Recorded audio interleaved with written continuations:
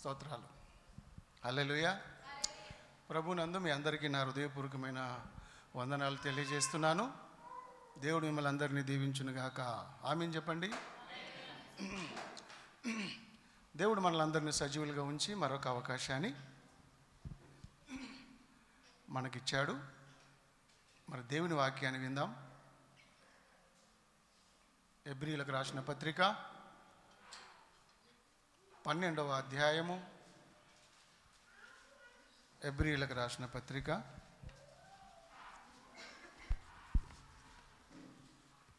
12వ అధ్యాయము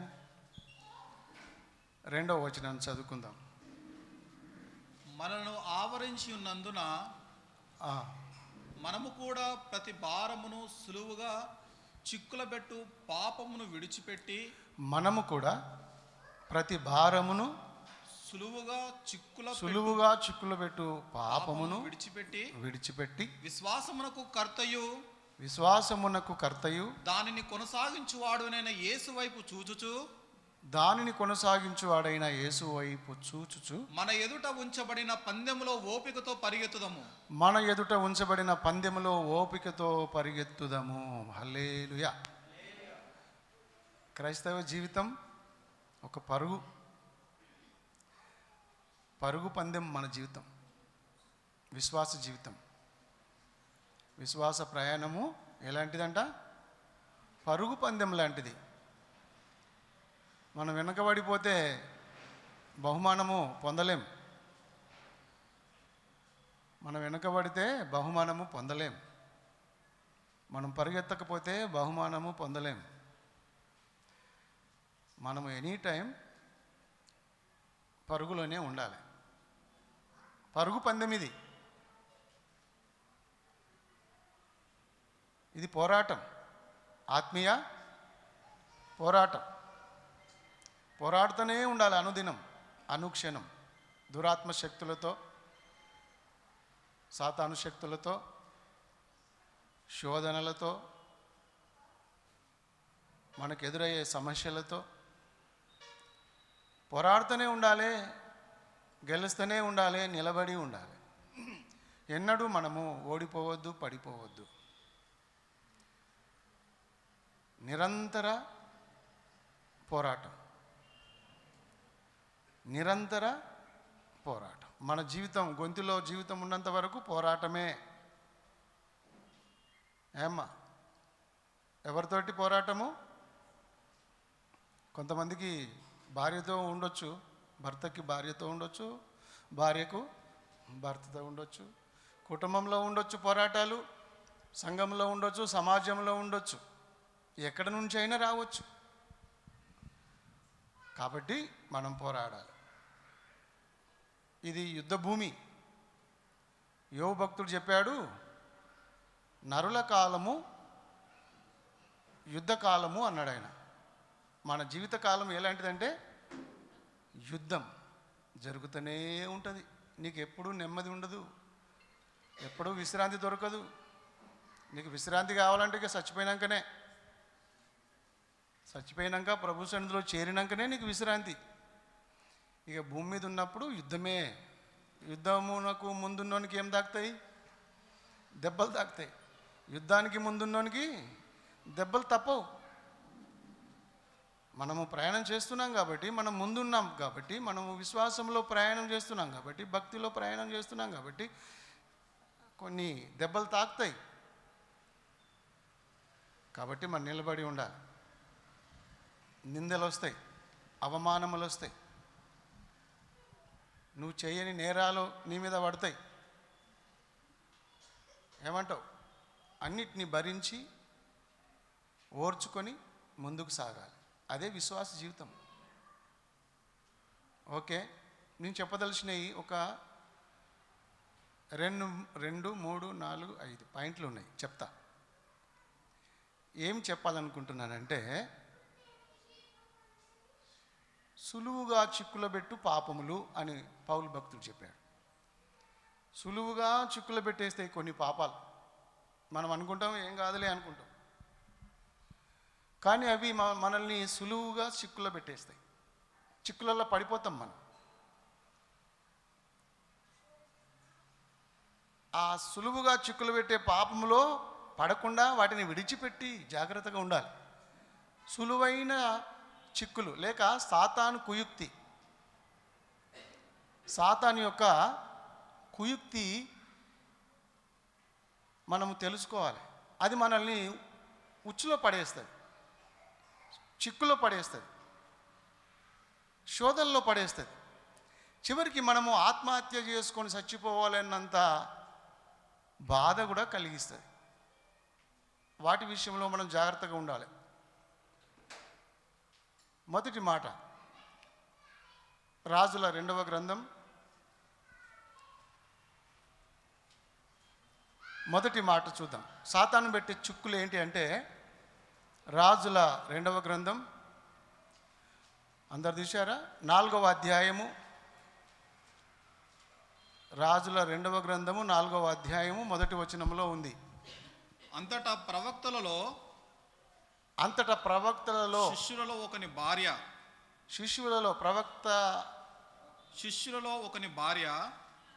ప్రవక్తల శిష్యులలో ఒకని భార్య, నీ దాసుడైన నా పెనిమిటి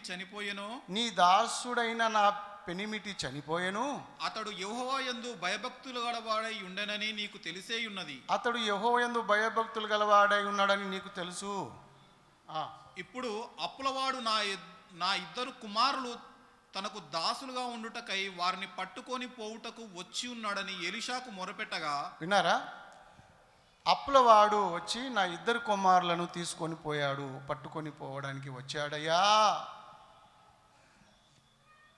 ఎలీషా, దైవజనుడా, నేను చిక్కులు పడిపోయానయ్యా. అప్పులవాడు వచ్చి ఏం చేశాడు? తన ఇద్దరి కుమారులను పట్టుకొని పోయాడు. నా కుమారులను అప్పుల కిందికి తీసుకుపోయాడయ్యా. నాకెవరు సాయం చేసేవాళ్ళు లేరు. ఇప్పుడు నాకు నా కుమారులు విడిపింపబడాలంటే ఏం కావాలి? ఇప్పుడు నాకు అప్పు తీర్చాలి, అప్పు కట్టాలి. నా దగ్గరేమో చిల్లి గవ్వలేదు, 1 రూపీ కూడా లేదు, చిల్లి గవ్వలేదు. అప్పులవాడు నా ఇద్దరు కుమారులను తీసుకొని పోయాడు. ఇప్పుడు వాళ్ళని నేను బయటకు తీసుకురావాలంటే, వాళ్ళని విమోచించాలంటే, వాళ్ళని విడిపించాలంటే నేను ఏం చేయాలి? ఆయన అప్పు కట్టాలి అని ఈమె విధవరాలుగా ఉండి ఎలీషా దగ్గరికి వెళ్ళి మనవి చేస్తుంది. అంతేనా? మనవి చేసింది. ఇక్కడ వచ్చి పడ్డది ఏంది? ఇప్పుడు ఆమెకు చిక్కు, అప్పు. వాళ్ళ భర్త అప్పు మంచిగానే చేసిపోయిండు. మరి అప్పులు చేసి చచ్చిపోతే మరి ఎవరు తీర్చాలి చెప్పండి? పిల్లల మీద పడ్డది అది ఎఫెక్ట్.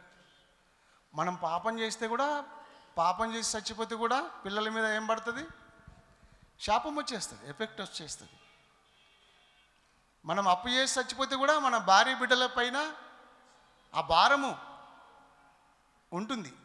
వాళ్ళు అంగలారుస్తారు, ఏడుస్తారు. పాపం చేసి చచ్చినా, అప్పు చేసి చచ్చినా, తప్పులు చేసి చచ్చినా కుటుంబానికి ఎఫెక్టే. కుటుంబ యజమానులారా, మీరు అప్పు చేయకండి, అప్పు చేసి పప్పుతో తినకండి.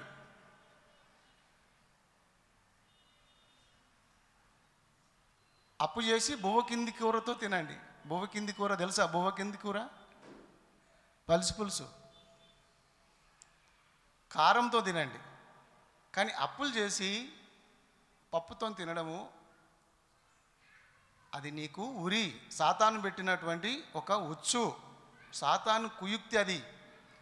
ఈరోజు క్రైస్తవ సమాజాన్ని పాడు చేసేది ఒకటి డబ్బు. డబ్బు విషయంలో ఈరోజు చాలా శోధనలు వస్తున్నాయి.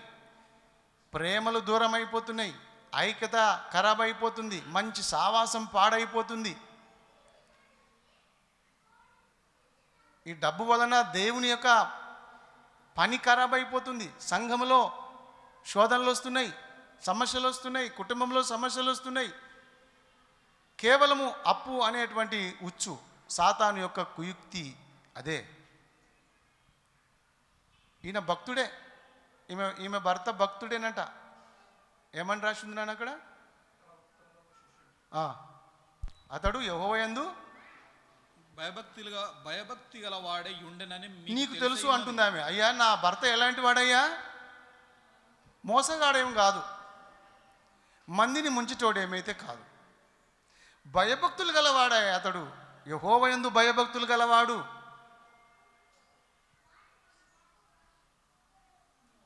యెహోవాయందు భయభక్తులు గల వారిని సాతాను బోల్త కొట్టేశాడు.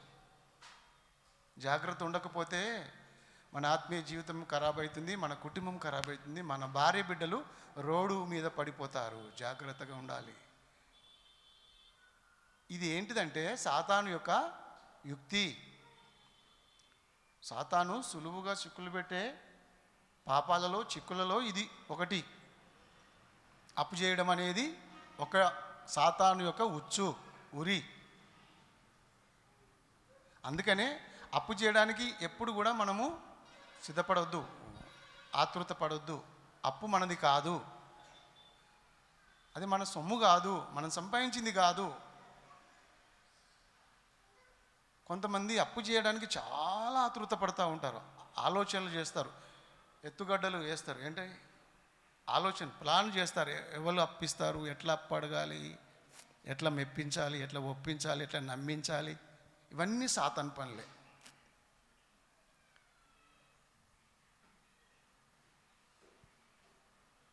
ఎందుకు? నీకున్న దాంట్లో తృప్తి పడాలి. బైబిల్ చెప్పేది అదే. గొంగడు ఉన్నంత మట్టుకు కాలు చాపుకోవాలి. ఏమంటావు? కరెక్ట్ చెప్పిండు సహోదరుడు. నీకు గొంగడు ఎంత మట్టుకుంటే అంత మట్టుకు కాలు చాపుకో, లేకపోతే చలి పెడుతుంది. ముదురుకో, ఆశను అణుచుకో, కోరికలను అణుచుకో. ఏమంటావు? తొందరపడొద్దు, అదుపు తప్పి మితిమీరి అప్పు చేయొద్దు. అదుపు పొదుపు అన్నారు పెద్దలు. పొదుపు చేసుకోవాలి, రూపాయి వెనకేసుకోవాలి, కానీ రూపాయి అప్పు చేయొద్దు. ఇక్కడ ఉన్నారు ఎవరైనా అప్పు లేని వాళ్ళు? చేసి చూపించండి. అప్పు లేని వాళ్ళు ఒక దావీదు మహారాజు ఒక ఆయన ఉన్నాడు, ఆయన చేసి చూపించాడు. ఇంకా ఓహో గాడ్ బ్లెస్ యూ.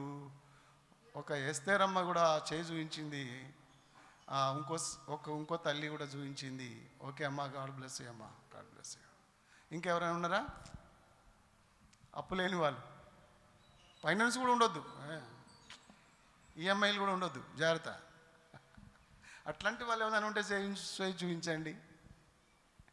ఒక్క చెయ్యి లేస్తే ఒట్టు. ఇంతమంది ఉన్నారే, అందరూ చేతులు కింద ముడుచుకొని కూర్చున్నారు అంటే అర్థం ఏంటి? అప్పులలో పడిపోయారు. ఇది సాతాను యొక్క యుక్తి. ప్రతి విశ్వాసిని అప్పులలో కృంగదీసి విశ్వాసంలో నుండి తొలగిపోయేటట్టుగా చేస్తుంది సాతాను. జాగ్రత్తగా ఉండాలి మనము. కొంతమంది పిలిచి అప్పిస్తూ అంటారు. ఈరోజు కూడా కొంతమంది నాకు ఫోన్ చేశారు, అప్పు తీసుకుపోయా అని. ఇప్పటి నుంచి కాదు, 35 ఏళ్ళ నుంచి నాకు ఫోన్లు చేస్తారు అప్పు తీసుకోమని. నేను అప్పు తీసుకుంటలేను. అప్పు చేయడానికి మనం ఎప్పుడు కూడా దూరంగా ఉండాలి. అప్పు ప్రాణానికి ముప్పు. ఎంత మంచిగా చెప్తున్నారు చూడు. మళ్ళీ అందరూ అప్పే చేసిరు. ఒకవేళ అప్పు చేయవలసి వస్తే తీర్చే శక్తి ఉందా లేదా చూసుకొని, వెనకకు చూసుకొని చేస్తే తప్పేం లేదు. ఒక మాట మాట్లాడుకోవాలంటే అప్పు లేని వారు లేరు, తప్పు లేని వారు లేరు, నొప్పు లేని వారు లేరు. అందరికీ అప్పు ఉంది, అందరికీ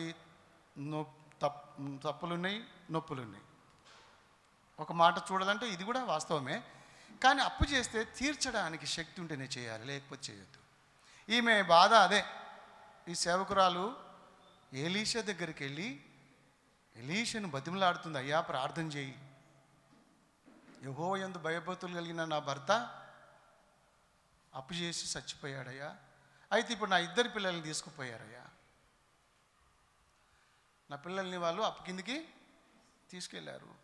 నా పిల్లల్ని విమోచించాలంటే నా దగ్గర డబ్బులు లేవు, నేనేం చేయాలి? ఈయనేం చేయాలి? ఎంత కృంగిపోయింది తెలుసా ఆమె? ఎంత శోధనలో పడ్డదో తెలుసా? మానసికంగా ఎంత కృంగిపోయిందో మీకు తెలుసా? ఆలోచించండి ఒకసారి. ఆమె స్థానంలోకి వెళ్తే ఆమె బాధని మీకు అర్థమైంది. కన్నబిడ్డలను తీసుకుపోవడం, తల్లి హృదయము అల్లాడిపోయి, అయ్యో నా బిడ్డల్ని పట్టుకొని పోయి అడ్డమైన పని చేపిస్తారు, ఆడ కూలి చేపిస్తారు, బర్రెలు మేపిస్తారు, గొర్రెలను మేపిస్తారు, వ్యవసాయం పని చేపిస్తారు, ఏ పనైనా చేపిస్తారు. నా బిడ్డల్ని నేను ఎట్టి కష్టం చేపిస్తారు, నేను ఎట్లా నా బిడ్డల్ని ఇడిపించాలి, ఎట్లా అని ఆమె ఎంతో ప్రాధేయపడి ప్రార్థన చేస్తుంది.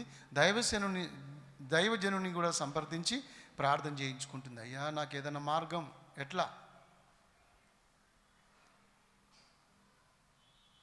ఇది సాతాను యొక్క కుయుక్తి. విశ్వాసులను